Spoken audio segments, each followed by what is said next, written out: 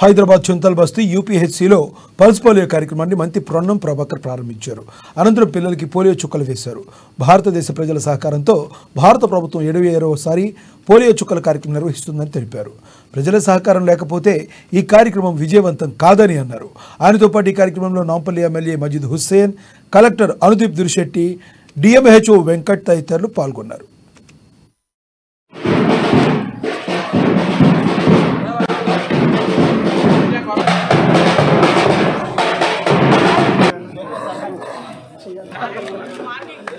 ఉన్నవాళ్ళను ఎక్కువ చూసి ఉండకపోతున్నారు కానీ చాలా మంది పిల్లలు అంగవైకల్యం పొందేటువంటి పరిస్థితి ఉండే పోలియో ఎఫెక్ట్ అయినటువంటి వాళ్ళు. ఈరోజు మనకు హైదరాబాద్లో 2007 తర్వాత ఒక కేసు కూడా రాలేదు. భారతదేశంలో 2011 తర్వాత ఒక కేసు కూడా రాలేదు.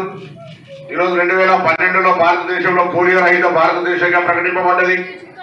పక్కనున్న దేశాల్లో ఇప్పటికి కూడా పోలియో ప్రభావం ఉంది.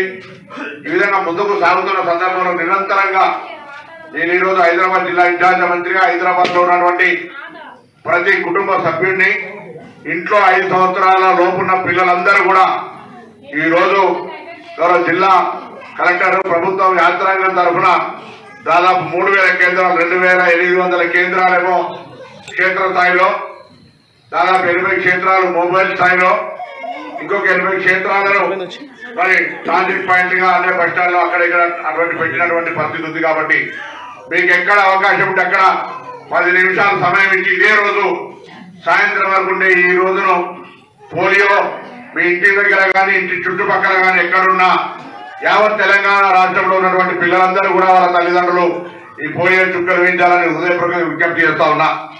నిర్లక్ష్యం వద్దు. మనం పిల్లవాడి భవిష్యత్తుతో ఆడుకోవద్దు. కాబట్టి కొద్ది ఆయనకి పోదాం అనుకునేటువంటి ఆలోచన వదిలిపెట్టి వెంటనే పోలియో చుక్కలు వేయించుకోమని చెప్పి సందర్భంగా కోరుతా ఉన్నాం.